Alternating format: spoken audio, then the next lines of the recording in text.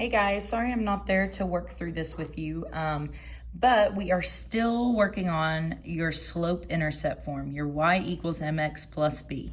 Okay, so if you have an equation, you're gonna add on to the graph paper from yesterday. Okay, so just if you don't have that out, pause this, take it out. But you're going to add on a new example. So y equals -5/3 x plus 4. Okay, I'm graphing this. That's kind of the whole point of what we're doing today. So remember, you have y equals mx plus b. B is the y-intercept. So on the y-axis, this graph is going to begin up at +4. 1, 2, 3. Well, I did not plan that out very well, did I? So there's my y-intercept up at +4. Then I'm going to move. Remember, m, slope is for movement. I'm going to rise -3 or -5, and I'm going to run +3. So I'm going to rise 1, 2, 3, 4, 5, a -5. Then I'm going to run +3, 1, 2, 3. There is my next dot. If I had room, I would go ahead and repeat that same motion. I would go down 5 more and go over 3 more, okay? To just fill in the entire graph, but I don't really have room, so I'm just gonna do 2. You always extend your line all the way through and then put arrows on the ends. Be careful with negative slopes. A lot of people will do -5 and -3 for the run. Well, let's think about that for a minute. If that's your other dot, that's actually gonna make a positive line instead of a negative line. So if you're making the rise, the negative part, you have to run forward, because going down and to the left is like a negative movement and a more negative movement. So you double negatives actually make that positive happen in there. Okay, so be careful about that. Okay, next one. F of x equals 4x minus 3. Don't panic about the fact that I put f of x. Remember, f of x is just the same thing as putting y equals.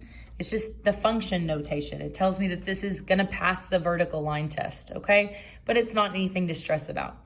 All right, so I'm gonna set this up. Ooh, that got all wonky. I'm going to begin my graph. My y-intercept begins at -3 on the y-axis. So 1, 2, 3. Then I'm going to move according to my slope. I only have one number, so remember to turn that number into a fraction so that I actually see rise and run. You're gonna do 4/1. That's how we turn it into a fraction.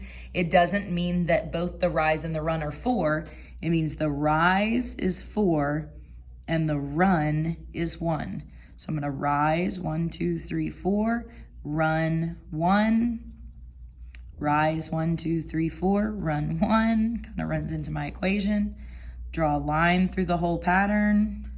Whoa, and draw arrows. Hopefully yours is a better fit than mine was, okay?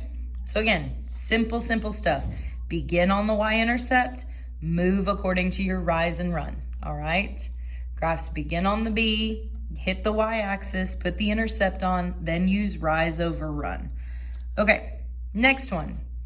A couple that tend to trip people up. Y equals x plus 2 and y equals -1/4 x. Take just a minute. Let's pause the video and see if you can figure this out really quick. I don't think they're really tricky, and some of you guys can figure it out, but go ahead and see if you can figure that out. Okay. So if you look at this, okay, the first part's not confusing. I begin on my y-axis, hit the y-axis, put the intercept on at +2.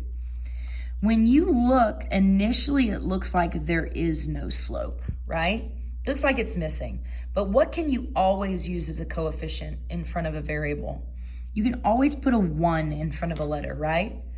So then I need a fraction. I can just do 1/1.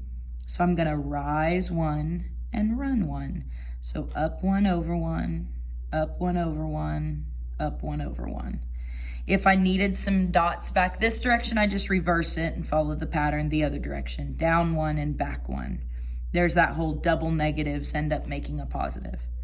Okay. This one, when you go start to graph it, the y-intercept is the piece that's missing. There's no b value there. So a lot of people were able to kind of figure out that if there is not a y-intercept on there, that means you're going to start at the origin. You can basically view it as adding a 0, right? I can add 0 and it doesn't really change the equation. I can multiply by 1 and it doesn't really change an equation. So if the y-intercept is missing, you can always do plus 0. If the slope is missing, you can always put a 1 in front of the coefficient. So I'm going to start at 0, and then my rise and run, or I'm going to rise -1 and run 4. So down 1.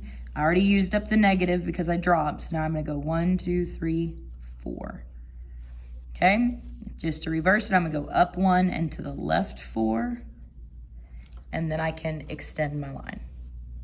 All right, so y equals mx plus b. B is the y-intercept, you'll see. M is the slope, rise over run. Okay, love those songs.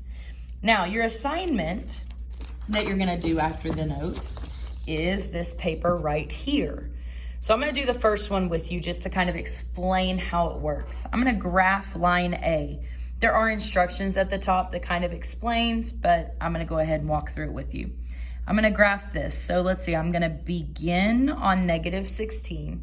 So I'm gonna come way down to the bottom and put a dot on -16. And then my slope, I'm going to move -2/3. So from that dot, I'm gonna do rise -2 and run 3. I always use the negative with the rise. It just makes more sense to me.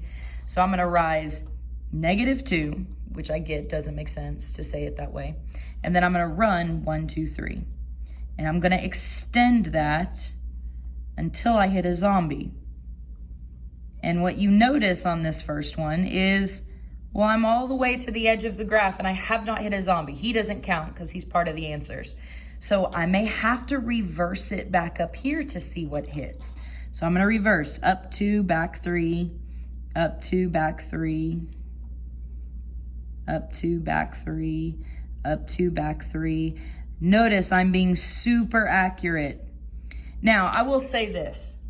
Right there, I have hit a zombie. It's not in the head. That's okay. It doesn't matter. We're not talking like serious zombie facts here, okay? Doesn't have to hit them in the head. So I went all the way until I hit a zombie. Now I'm going to use a ruler to actually extend my line all the way from the edge of the graph all the way through the edge of the graph. If you do this correctly, every line will cross through a zombie, okay? Even if you don't have an actual dot on the zombie, the line will cross through the zombie. It should not cross through more than one. If it hits more than one, you have a problem. If you have more than one line hit this girl, that is a problem, okay? So now, that girl, I have to come down here and find her. She is right here, and I just graphed line A that hit her, so I'm gonna put A down there on her picture, okay? So, if another line hits this girl, I messed something up. If you draw a line that ends up hitting 2 people, that's an issue you messed up, okay? On the back, you just have a few more lines to graph. There's just not zombies to take out in the process. And then these problems, you are writing the equation from the graph. So you're gonna take this formula, y equals mx plus b, you're going to figure out what the slope is and what the y-intercept is, and you're gonna plug those in. So you're gonna look at the graph and count the slope, look at the graph and count the y-intercept, and then fill them into that formula. So all of these will look like y equals something x plus or minus something at the end, okay? You're just filling in the slope and the y-intercept, all right? Good luck. This is due tomorrow. You will have a quiz over it. So if you don't finish it in class, make sure you finish it tonight, and I will see you guys in class tomorrow. Be good.